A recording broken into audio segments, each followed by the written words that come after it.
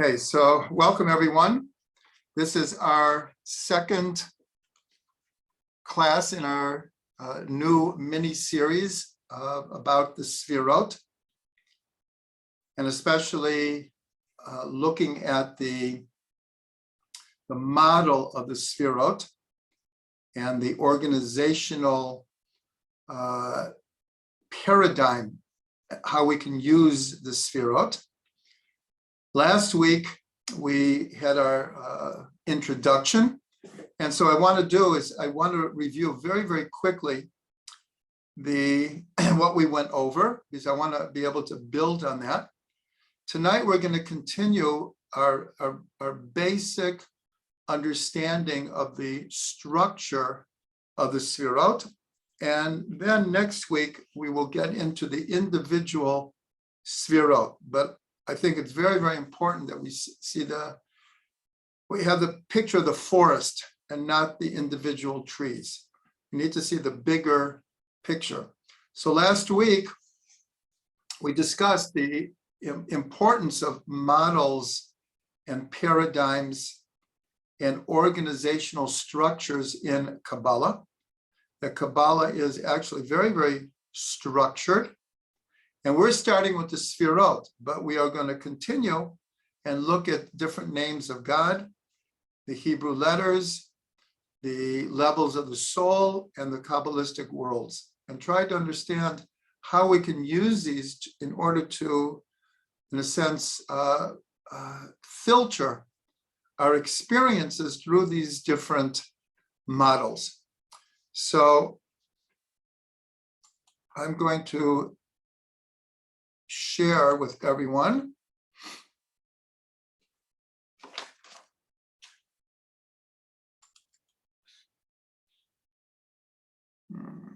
What happened? 1 second. Oops.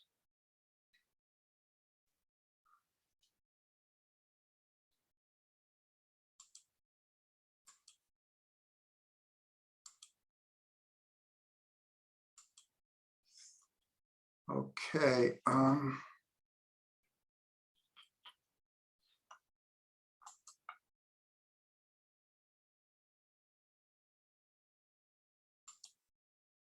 No, I'm sorry.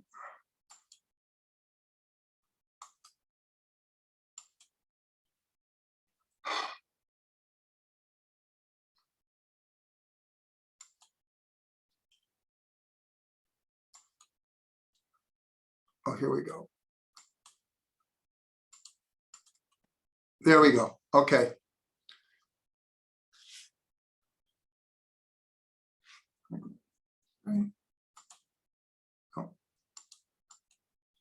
Okay, here we go. I practice this all day long, trying to get this right. Okay, so here we see really the super important fundamental of the Sefirot. As you can see, the 10 Sefirot manifest in 3 different ways. Number 1 is 10 manifestation of God's nature, energy, and light. Secondly, as 10 powers or faculties of the soul. And thirdly, 10 forces of nature revealed through creation. Now, these are different strata or different levels that the Sefirot manifest themselves. And these are very, very important to understand. Now, if we go to the next 1, 2, and 3, so this is a teaching from the Baal Shem Tov that fits perfectly, where he said that every letter, every situation, every reality has 3 levels of worlds, souls, and divinity.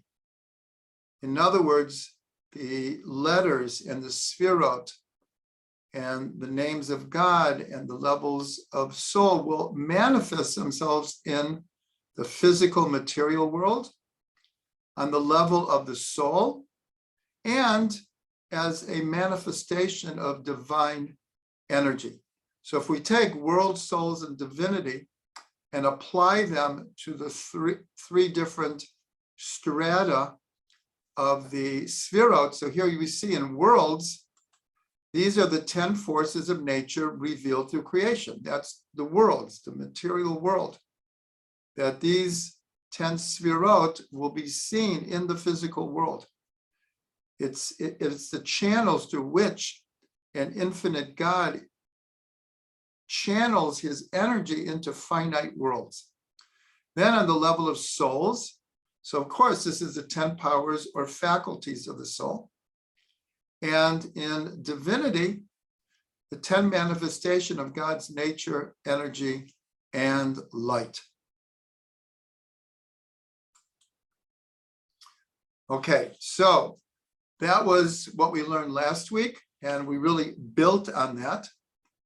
And then we discussed in the Sefer Yetzirah, the opening verse of Sefer Yetzirah, that through 32 pathways of wisdom, God created the world. And he did it through Sipur, Sefer, Svar, and Sipur, through form, number, and name. And of course, Sefer, Svar, and Sipur are the same root as Sefirah, as a Sefirot. So we're not going to go back deeply into it, but that is very important. And we shared that on the WhatsApp.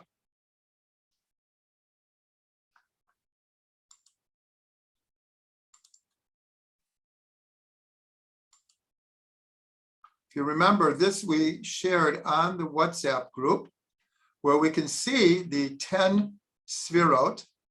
See, dot has a broken line around it because when we count Keter, we don't count dot. When we count dot, we don't count Keter. That will explain hopefully next week. But here we have the 10 Sefirot and then 22 letters connecting the Sefirot. And this is the 32 pathways of wisdom for which the world is created. This figure here is what many people refer to as the DNA of creation, the DNA of all reality and experience. That just like DNA is found in every cell in the body, and it, in a sense, directs how a living being will manifest itself, whether it's a plant or an animal or a human being. Same thing with this chart here. The letters and the Sefirot are the organizational principle through which all reality comes into play. So for those who haven't seen this, please look at your WhatsApp, and you'll have it anytime you want to refer to it. And then we went through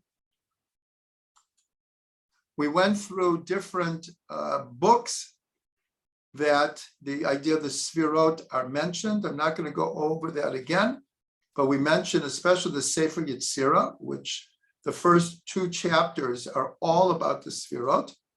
The Sefer Bahir, also an ancient Kabbalistic text. We found a few places in the Tanakh itself, especially in Divrei Yamim, and in our prayers where the Sefirot are mentioned.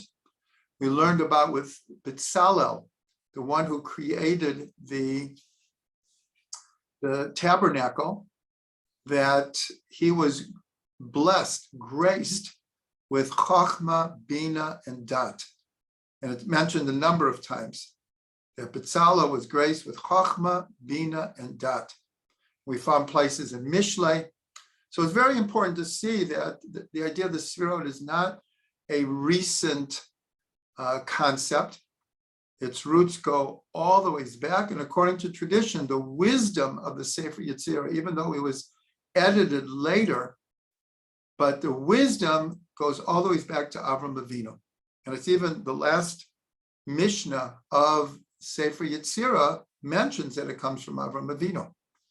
So that's what we did last week. That's how far we got. So now we're going to continue with that basis. And one thing we didn't mention, and it is very, very important, and that is the Zohar. The Zohar, just like we mentioned about the tradition of Sefer Yetzirah, goes back to Avram Avinu, even though it was edited and prepared and ordered much, much later. I heard from Rav Ginsburg that there's a very good chance it was Rabbi Akiva who did the editing on Sefer Yetzirah. So the Zohar also, the Zohar was not, we'll call it, released for publication until the 1200s. But the tradition goes all the way back to Rabbi Shimon Bar Yochai, which was in around the year close to between 150 and 200 CE, actually a little bit earlier. So in the Zohar is a very enigmatic, symbolic, coded book that needs to be deciphered. But in most of the commentaries, they explain, especially if anyone's heard of the commentary called the Sulam, which means ladder. It's a very, very famous commentary from about 100 years ago, where virtually every single thing in the Zohar is explained as a coded language for the Sefirot. Now, it's just like we said that the Sefirot appear everywhere.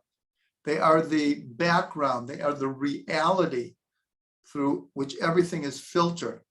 So this and many other commentaries of the Zohar see in virtually everything it says, it's a coded language that is connecting whatever it's talking about to the Sefirot. So that's very important to mention, because the Zohar is the foundational book of Kabbalah to this day. And to understand that there was mention of the Sefirot before, but the Zohar takes the Sefirot and puts it front stage and shows how the whole world can be seen and filtered through the teachings of the Zohar. Now, there's one other meaning of Sefirah that we didn't talk about, which I want to look at right now. We've talked about that it's in the same root as Sefer, book, of Svar, number, and Sipur, story, which we interpreted and translated into form, number, and name. Every letter has a name, it has a number, and it has a form. Well, the same thing with the Sefirot. The Sefirot have names. When we get into it deeper, we'll even start tonight, the numbers are very, very connected to the Sefirot. And it's telling a story. It has a form. This is the form of the Sefirot, as I just showed a minute ago. So the one place that a different meaning of Sefirot is mentioned is in Parashat Mishpating. This is in chapter 24, verse 10. This is talking about in the days leading up to the giving of the Torah, Moshe and Aaron and his sons and the elders went up on Mount Sinai. And it says like this, V'yar et Elohei Yisrael, they saw the God of Israel. God granted them this incredible vision. They saw the God of Israel, V'tachat raglav, and underneath his feet. Now, again, this is symbolic language. They had this vision, and in their imagination, it is translated into physical forms. But the physical forms is just symbolic. So it says, and under his feet, Kamase livnat hasapir. And under his feet were the workings of a shining brickwork. And it shined like the clearness and purity of heaven. So the word here is sapir. And this is one of the important roots of the word Sefirot. Sefirot means shining, means glowing. So it's interesting that the Rashi brings a very unexpected, because here they're being shown a vision, and it's later on in the book of Isaiah. So he describes seeing God sitting on a throne. So here it's almost implied because it says tachat raglav.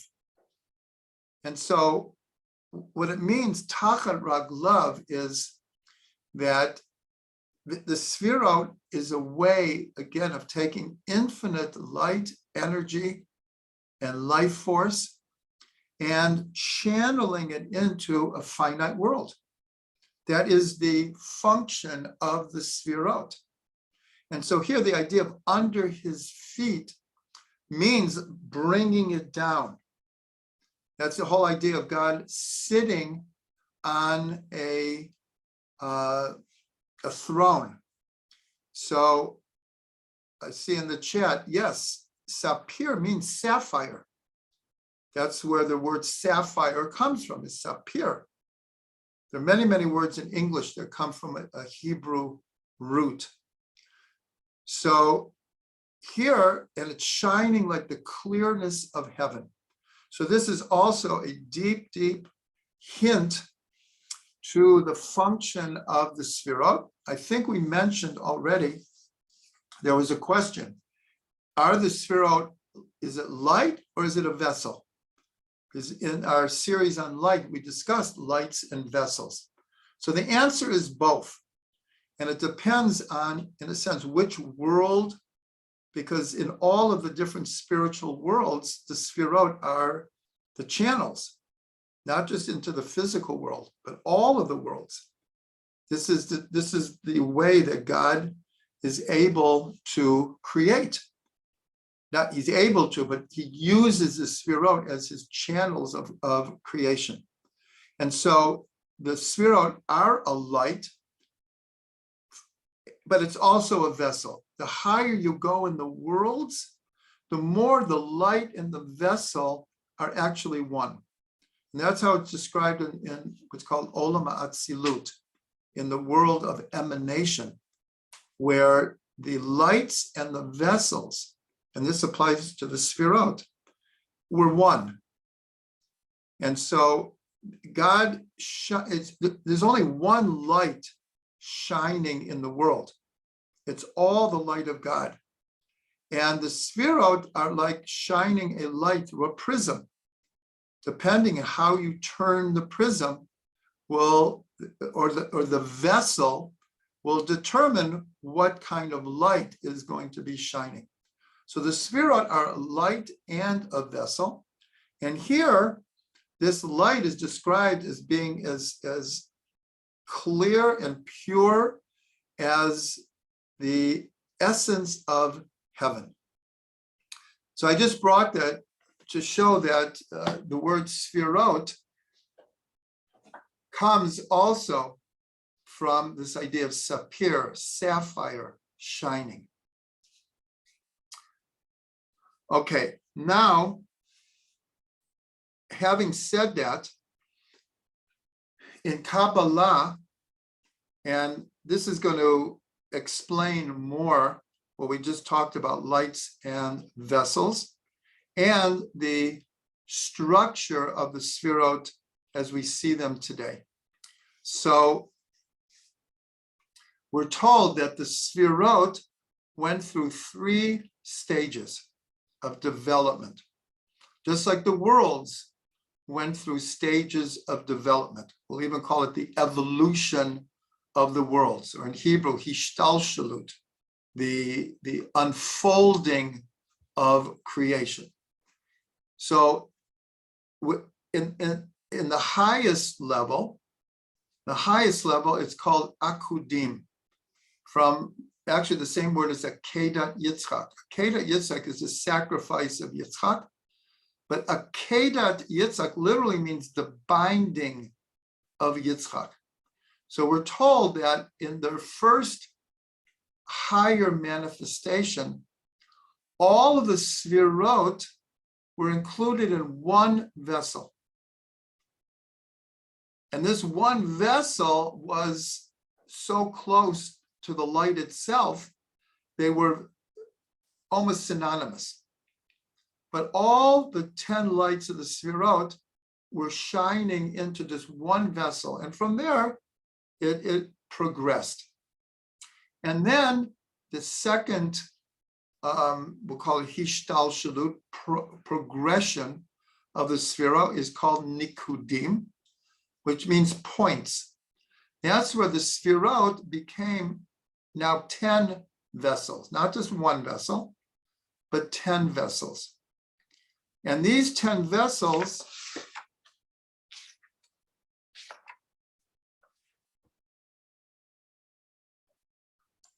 I'm going to share with you right now.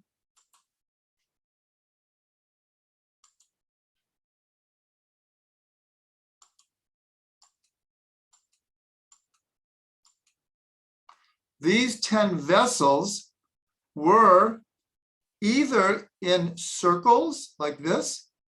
The outside circle, if you see where my cursor is the highest one called Keter. And the most inner one is Malchut, called kingship. So the Sefirot morphed, we'll call it, progressed, unfolded from one vessel to 10 vessels, but in what's called igulim, in circles. Later, we're told that they progressed into either a line, like one sefira on top of each other, or in 2 lines. Now, this form over here on the left is the way we see the Sefirot now. And this is called brodim. These are 3 terms, akudim, nikudim, and brodim.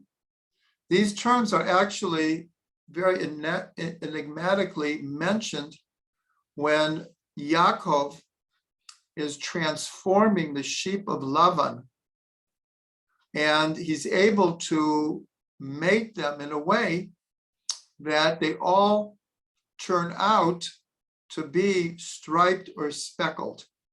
And so these words, akudim, nikudim, brodim, you'll find in the story of Yaakov transforming the sheep of Lavan.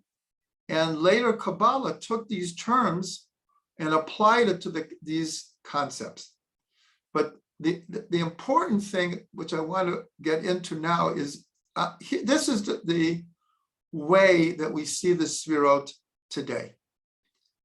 This is how we see the Sefirot. I'm going to get even a better picture of this. Okay, here. Now, in the Zohar, there is a section, it's called one of the most mysterious sections of the Zohar. It's called Sefirot, which can be translated the Book of Modesty, Sefirot. And it begins by saying, how long are we going to stand on one foot? As long as we're standing on one foot, there's no balance and harmony in the world. So what does he mean? What did Rabbi Shimon Bar Yochai mean? He was explaining, and we've mentioned this before, that the previous world that were the circles, or the Sefirot, where the circles, is called Olam HaTohu, the world of chaos. And that's the world that broke in Shvirat HaKelim, in the breaking of the vessels. The breaking of the vessels were that because of the alignment of the Sefirot, either in just one line, one on top of the other, or in two lines, where each of the Sefirot, there was no cooperation, as it were. There was no synergy between the Sefirot.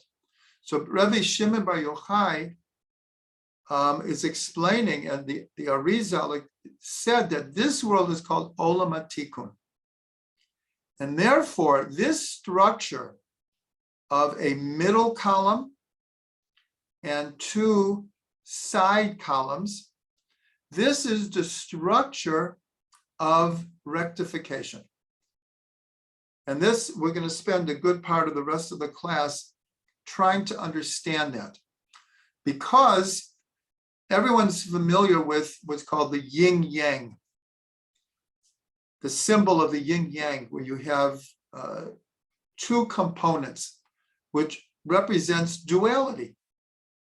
Now that's fine. This is not a moral judgment on the yin yang, but that's an example of a symbol that expresses duality. Well, it's true. There's duality everywhere. The first letter in the Torah is a big bet, and it represents duality.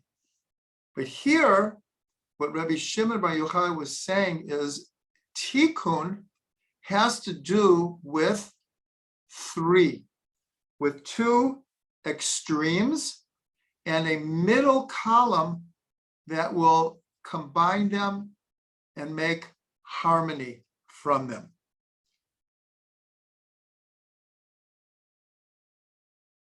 So I'm going to show you one more. What is that? One. Okay, what is that?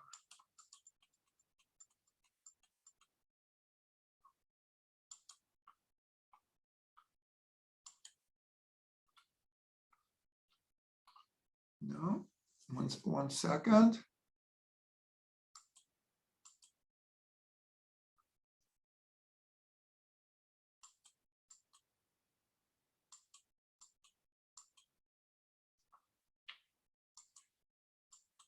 No, I'm sorry. This is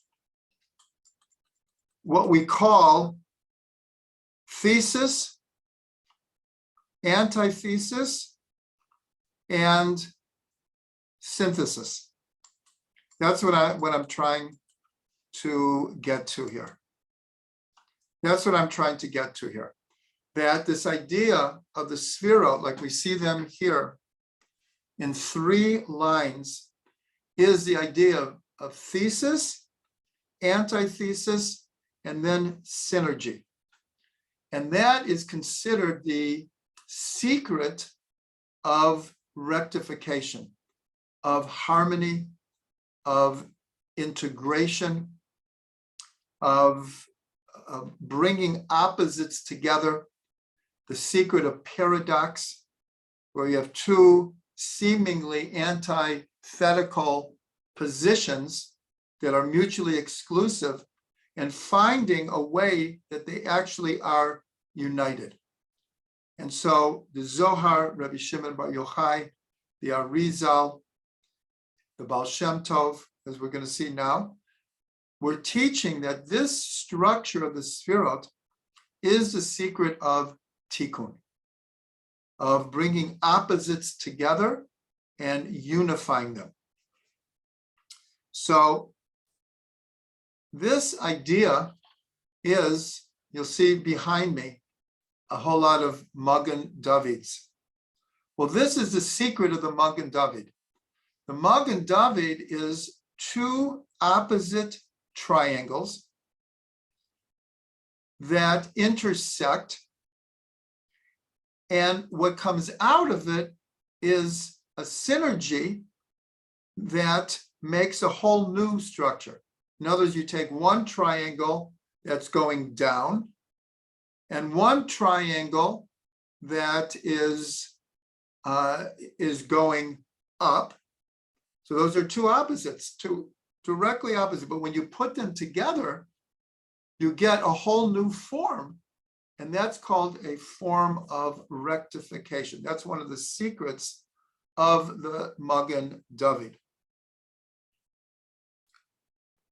So here, I'm going to share one more time.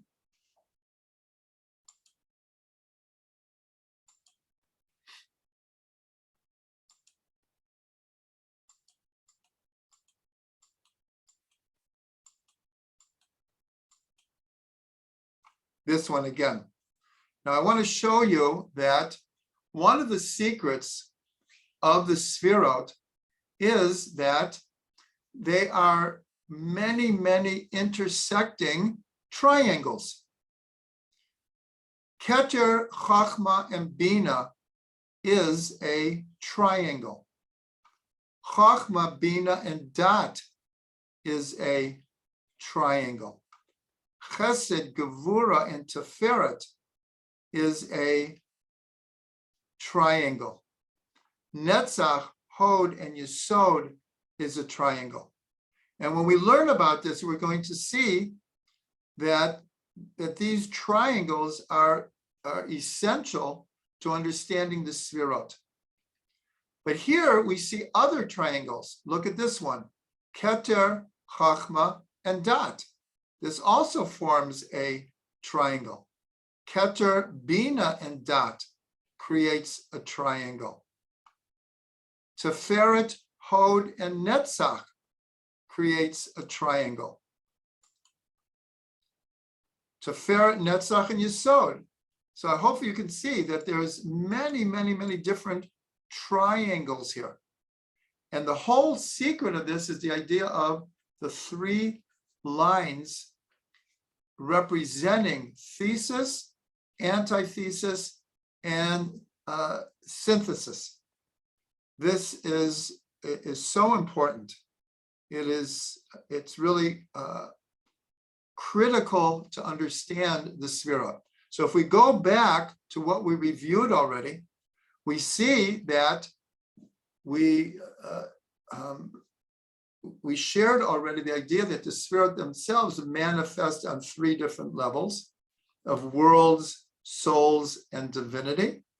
We saw that in the first mission of Sefer Yetzirah, that God created through three books, Sefer, Svar, and Sipur. Book, number, and story. And here we see that the Sefirot are all arranged in converging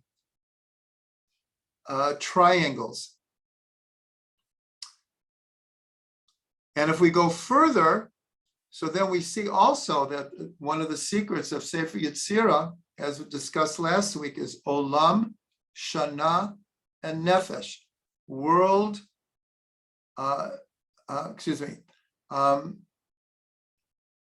yes, world, time, and consciousness.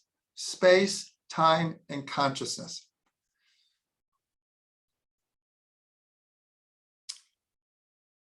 Okay, so now I'm going to do one more sharing.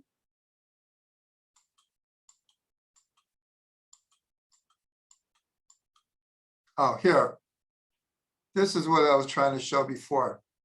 The idea of thesis, antithesis, and synthesis.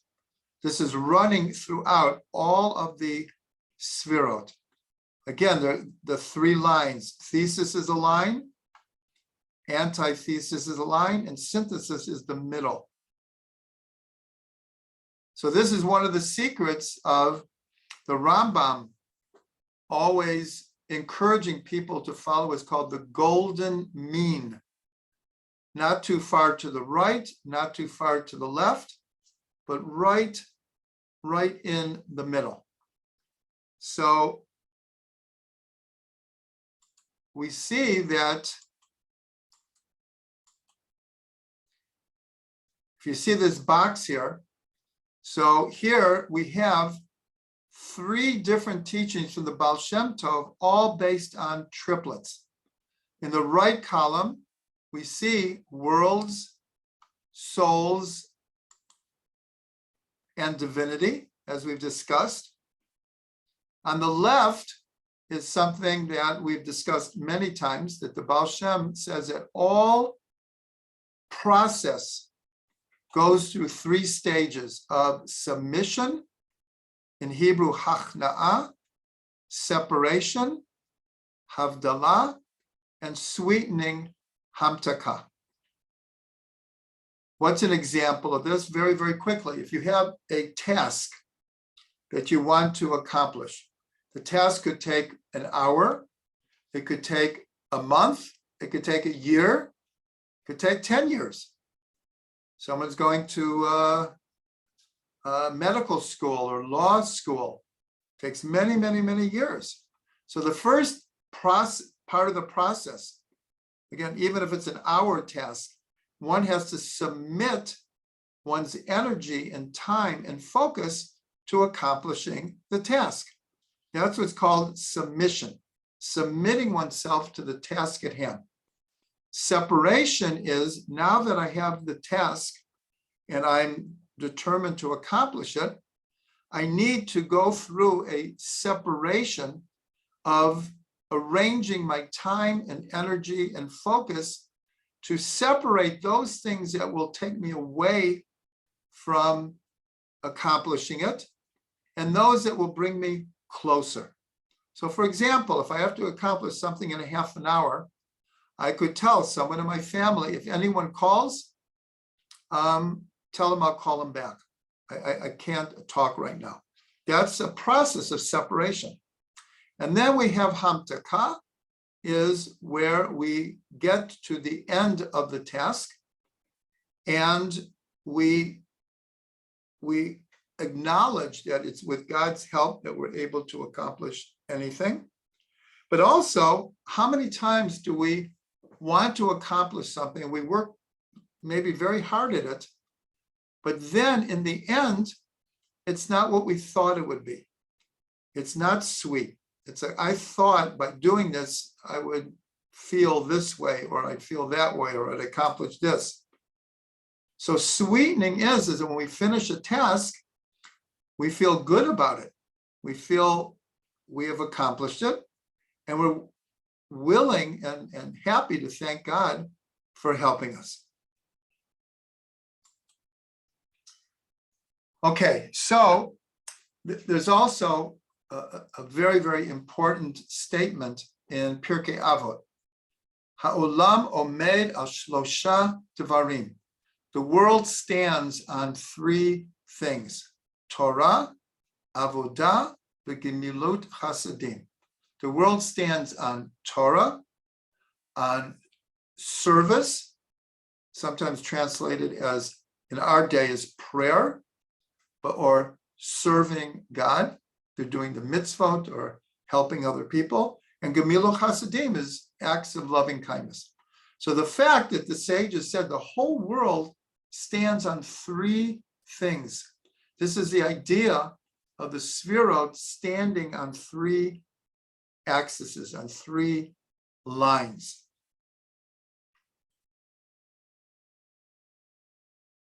Now, this is also true. We have a very, very important statement. Many of you heard this at a wedding or a Sheva Brachas, where the word for man and woman, ish and isha, 2 of the letters are exactly the same, aleph and shin. A man has a yud and a woman has a hey. So ish is aleph, yud, shin. A woman is aleph, shin, hey. And the famous statement in the Gemara is the yud and the hey is the name of God. So the Torah says, if you take away the Yud and the Hey, then what's left in a relationship? Fire. And eventually they will, in a sense, burn themselves out. But they say if the couple merits and the Yud and the Hey is between them, it says Shechina b'neihem. The Shechina, God's presence, will dwell between them. So that's what's called the third partner.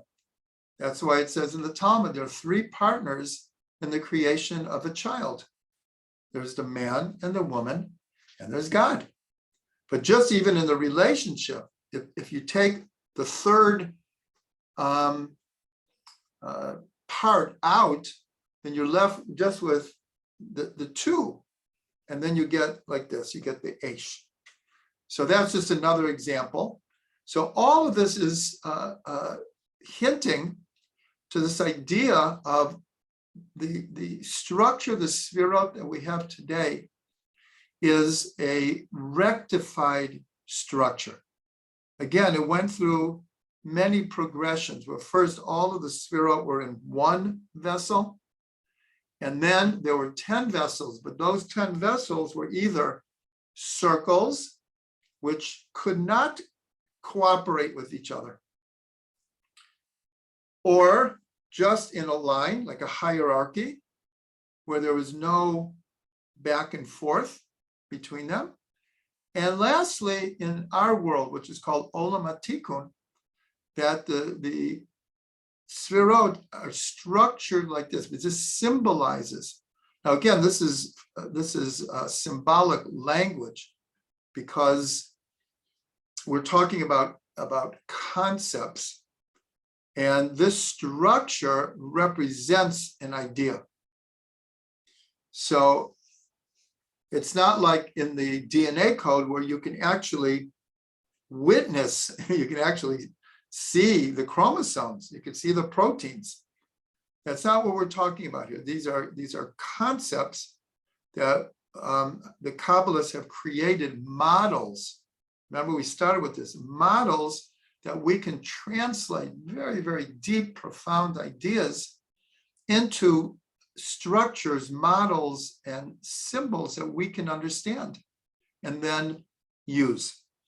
So I want to end this class with just a few ideas of where do the Sefirot come in Jewish tradition, in the mitzvot, in the prayers.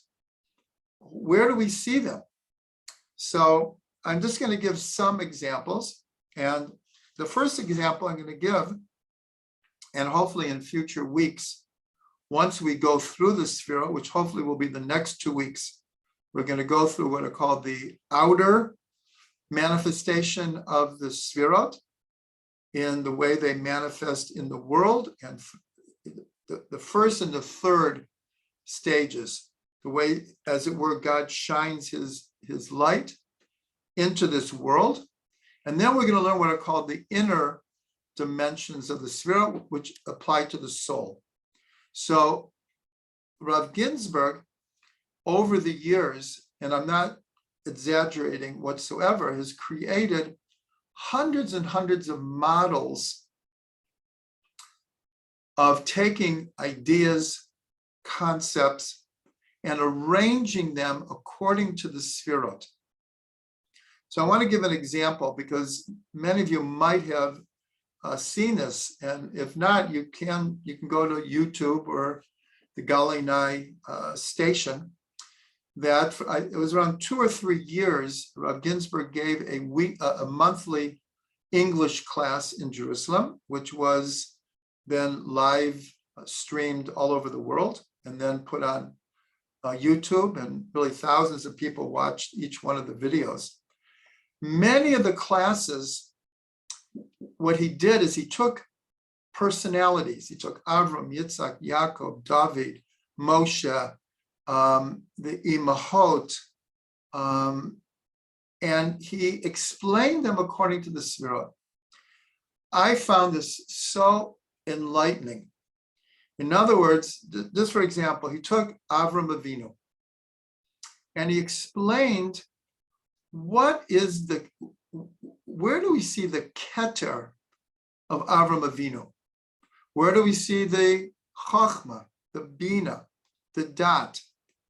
In English, where do we see the supraconscious level of Avram? Where do we see his wisdom? Where do we see his level of understanding, of knowledge, of chesed, loving kindness, of gevura, his strength, his teferet, his beauty and harmony, his netzach, his ability to be victorious? And he would go in one class through all these different levels. And what you come out with, instead of I'll call it a 1 or 2 dimensional understanding of Avram Avinu, all of a sudden you see how multidimensional he is. And almost everything he mentioned comes from a story in the Torah, or a midrash, or a statement in the Gemara about Avram Avinu. And so he took these different events or incidences in his life and showed how they manifested the different Sefirot. Now remember, when we learned the inner dimensions of the Sefirot apply to the soul. It's the structure of the soul. So that's an example, but in hundreds of different ways, Rav Ginsburg has created charts of the Sefirot with concepts that correspond. We will be going through some of these to give examples. Now, I'm going to mention now, because when we're done with the Sefirot, hopefully we're going to learn about the different names of God, but especially the 4-letter name of God, Yud Kei Vav Kei. Now, in this aspect, Rav Ginsburg has done an amazing, amazing thing, is he has not even hundreds, at this point, thousands of models of how we can understand reality, view reality. Our perspective of reality according to the 4 letters of God's name. That we will get into, but I just wanted to mention that. Probably the place that we see the Sefirot in the most broadest manner and the most concentrated manner is during Sfirat HaOmer. Now that's almost a play on words, because Sfirat HaOmer means counting the Omer, meaning counting the 49 days between Pesach and Shavuos. And every day we count a day, but it's become a universal practice that each day we count a combination of Sefirot in order to know what is the spiritual work of that day. Because we're told that we had reached the 49th level of impurity in Egypt. And the goal is to every day exchange a level of impurity for a level of purity. And we kind of climb the mountain until we get to the top, and that is Shavuos. That's where we receive the Torah. So the exchange of a level of impurity for a level of purity means spiritual work, what's called tikkun midot, of fixing our characteristics, fixing our personality. And so each week of the Sefirot, of the Sfirat HaOmer, is one of the Sefirot. The first week, the whole week, is a week of Chesed. And the second week is a week of Gevura. But every day, since there's 7 days in a week, so we combine Sefirot, Chesed Sheba Chesed, Gevura Sheba Chesed, Teferet Sheba Chesed. And each day, we do the spiritual work of those combination of Sefirot. And we do this for 7 weeks. That's a big chunk of the year that we're concentrating on using the Sefirot as a means of very, very personal improvement. Instead of a 12-step program, it's a 49-step program. So this is probably the place that we see the Sefirot the most. We just finished Tu B'Shvat.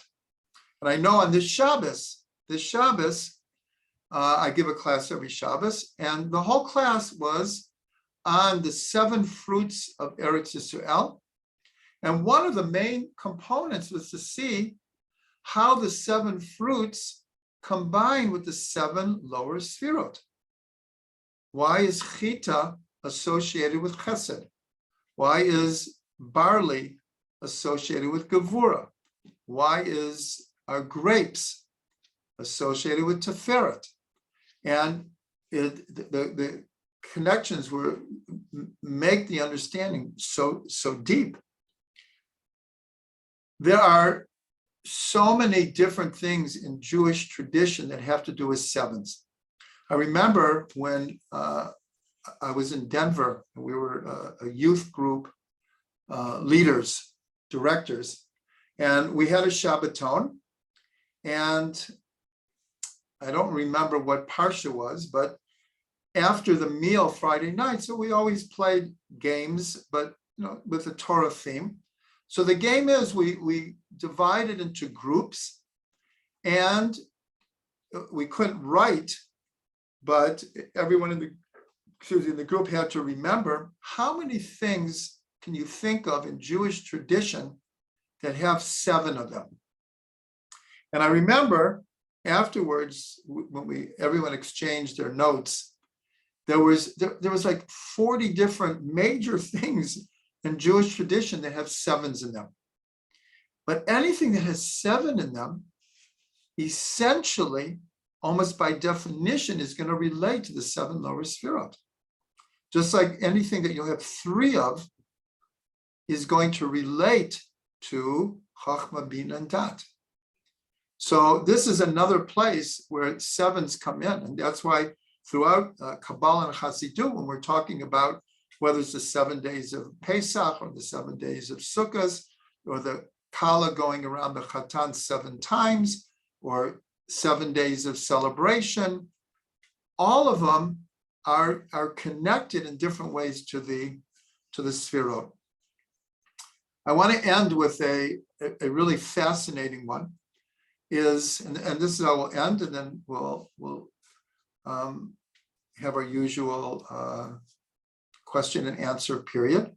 So on Yom Kippur, at the end of Yom Kippur, end of Ne'ilah, the emotional climax of Ne'ilah is the whole congregation. Well, first the person leading the prayers usually yells out, Shema Yisrael, Hashem Elokeinu, Hashem Echad. Hear, O Israel, the Lord our God, the Lord is one. One time. And then 3 times, Baruch, Shem, Kavod, Malchuto, Le'olam Bo'ed. Blessed is the name, the glory of the name of God forever. 3 times. And then we say 7 times, Hashem Hu HaElokim. These 2 names of God. Hopefully our next series, when we get to the names of God, we'll discuss it more. But Hashem Hu HaElokim, 7 times. So if you see, there's 1 and 3 and 7. And this arranges itself perfectly with the Sefirot, where here, Shema Yisrael is Keter. And remember, there is a Sefirah here of Dat. So Shema Yisrael is Keter. Chachma, Bina, and Dat are the 3 times we say Baruch Shem Kavod Malchuto Le'olam Bo'ed. And then the lower 7 is Hashem Hu HaElokim. Hashem Hu HaElokim. So here, at the end of Ne'ilah, it's like we're drawing down this last influx of divine, holy, spiritual energy into ourselves and our communities. And it really is, these are like the channels that are drawing this energy into ourselves. So we'll end the class here. Next week, God willing, we will be looking at the individual Sefirot one at a time and going through them. And hopefully in a way that everyone, whether someone is familiar with the Sefirot or not familiar, everyone hopefully will walk away with something. So we should all be blessed with a good week and everything good.